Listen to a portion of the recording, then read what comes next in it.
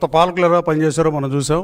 నిత్యం review మీటింగులతో quantum valley అభివృద్ధి లక్ష్యంగా, అమరావతి అభివృద్ధి లక్ష్యంగా, అలాగే వైజాగ్లో పెట్టుబడుల లక్ష్యంగా ఈ వయసులో కష్టపడి పనిచేస్తుంటే ప్రశంసించే స్థాయి, ప్రశంసిద్దామన్న ఆలోచన మీకు లేకపోయినా వైఎస్ఆర్ కాంగ్రెస్ పార్టీ నాయకులు మరీ దారుణంగా మాట్లాడతారు. తర్వాత మాట్లాడతా. అలాగే ముఖ్యమంత్రి గారు అంత కష్టపడి పనిచేస్తా, ఉప ముఖ్యమంత్రి గారు పవన్ కళ్యాణ్ గారు కూడా పంచాయతీరాజ్ శాఖలో ఎంపీడీఓలు చాలామంది ఎంపీడీఓలుగానే రిటైర్ అయిపోయే పరిస్థితి.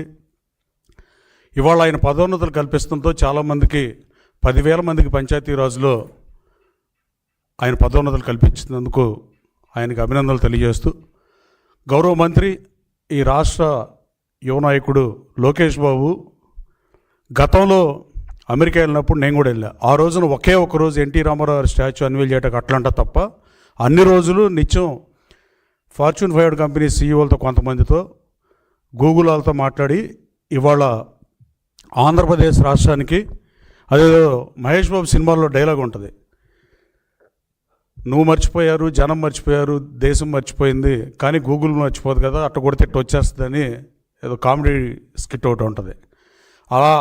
అలాంటి గూగుల్ చేసుకుని చూస్తాం గురించి సినిమా రైటర్లకి డైలాగ్గా పనికొచ్చిన గూగుల్ని వైజాగ్ తీసుకొచ్చి గూగుల్ డేటా సెంటర్ని $15 బిలియన్ గూగుల్ తీసుకొచ్చిన లోకేష్ బాబుని మనస్ఫూర్తిగా అభినందిస్తూ, మళ్ళీ సంవత్సర కాలం తర్వాత మళ్ళీ యుఎస్ వెళ్ళి పెట్టుబడులే లక్ష్యంగా తన యువగళం పాదయాత్రలో 20 లక్షల మందికి ఉద్యోగ ఉపాధి అవకాశాలు కల్పిస్తమే నా లక్ష్యం అని చెప్పి ఆ దిశగా పనిచేస్తూ పెట్టుబడులను ఆకర్షిస్తూ అమెరికాలో 3 రోజుల్లో దాదాపు 18 కంపెనీలని, గూగుల్ కానీ, అడోబ్ కానీ, ఎన్విడియా కానీ, ఇంటెల్ కానీ, ఏఎండి కానీ, ఓపెన్ఏఐ కానీ, సేల్స్ ఫోర్స్, క్యాన్వా, అట్లాగే జీస్కాలర్, ఆటోడెస్క్, ఇలా చదవటాకే చాలాసేపు పెట్టే పరిస్థితి, క్రియేటివ్ ల్యాండ్, ఇలా కంపెనీలు కలిసి పెట్టుబడులు పెట్టండి ఈ రాష్ట్రంలో అని అడిగినందుకు లోకేష్ బాబును విమర్శిస్తున్నారని సూటిగా వైసీపీ నాయకులను అడుగుతున్నా. అలాగే ఆయన ఇండియన్ ఎకానమీ ప్రస్తుతం జీడిపి లెక్కల్లో 4.19 ట్రిలియన్ అయితే ఇవాళ ఎన్విడియా మార్కెట్ క్యాపిటలైజేషనే $4.6 ట్రిలియన్ ఉంది. ఆ కంపెనీతో లోకేష్ బాబు సమావేశమయ్యాడు. ఆ కంపెనీని తీసుకొస్తాక ప్రయత్నాలు చేస్తున్నాడు. అలాగే ఇంటెల్ $193 బిలియన్, అలాగే అడోబ్ అనేది $145 బిలియన్. మంత్రి నారా లోకేష్ గారు ఈ కంపెనీలతో చర్చలు జరుపుతా పెట్టుబడుల లక్ష్యంగా వాటిని ఆంధ్రప్రదేశ్ రాష్ట్రం వైపు మళ్లించడానికి విశేష కృషి చేస్తుంటే, లోకేష్ మాట్లాడే కంపెనీల పేరు స్పెల్ చేయటమే చాలామంది కష్టం వైసీపీ వాళ్ళకి. అంటే అందరినీ అంటలేదు, కొంతమంది బూతులు తిట్టేవాళ్ళు, ఇలా ప్రెస్ మీట్లు పెట్టేవాళ్ళు, వాళ్ళే వచ్చి ఇవాళ మళ్ళీ ఇట్లా మాట్లాడటం చాలా బాధాకరం, తీవ్రంగా ఖండించాల్సిన అంశం కూడా.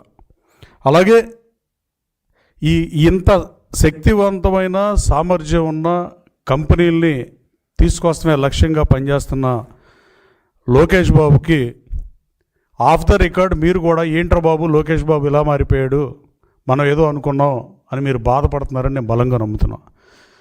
యువగళం ముందు లోకేష్ బాబు వేరు, యువగళం తర్వాత లోకేష్ బాబు వేరు. బిఫోర్ క్రైస్ట్ ఆఫ్టర్ క్రైస్ట్ లాగా లోకేష్ బాబు 40 సంవత్సరాలు వచ్చినాక ఎవరికైనా వయసు వచ్చిన తర్వాత పరివర్తన ఉంటుంది, కానీ మాజీ ముఖ్యమంత్రి గారికి అలాంటి పరివర్తన రాలేదు. కానీ లోకేష్ బాబుకి ఆయన తెలుగులో సరిగ్గా ఒక పదం అటు ఇటు మాట్లాడతాడని పిచ్చి ప్రేలాపలను మాట్లాడిన వాళ్ళు ఇవాళ లోకేష్ బాబుతో ఒక గంటో తెలుగులో చర్చించే నాయకులు మీ పార్టీలో ఎంతమంది ఉన్నారో ఒకసారి ఆలోచించుకోవాల్సిన అవసరం ఉంది. అది ఎంత ఉందంటే బిఫోర్ క్రైస్ట్ ఆఫ్టర్ క్రైస్ట్ అని అభివర్ణించే అంత చరిత్రని లోకేష్ బాబు యువగళం పాదయాత్రకు ముందు, యువగళం పాదయాత్ర తర్వాత అని అంటంలో ఏమాత్రం అతిశయోక్తి లేదు. అలాంటి ఈ కంపెనీలన్నిటితో అపాయింట్మెంట్లు తీసుకుని వాళ్ళని తీసుకొస్తుంటే మీకు అభివృద్ధి పట్ల మీకున్న చిత్తశుద్ధి ఏంటి? మీరు గతంలో ముఖ్యమంత్రిగా పనిచేసి జగన్మోహన్ రెడ్డి గారు అమెరికా వెళ్ళి జగన్మోహన్ రెడ్డి ఏమన్నా ఇలాంటి కంపెనీలు కలిసింది ఏమన్నా ఉంటే మీరు చర్చ రండి, నేను చర్చకు వస్తా. అలాగే ఈ అంతర్జాతీయంగా Lokesh Babu company ఓనర్లతో, company సీఈఓలతో, company ఎగ్జిక్యూటివ్తో సమావేశం అవుతాం జీర్ణించుకో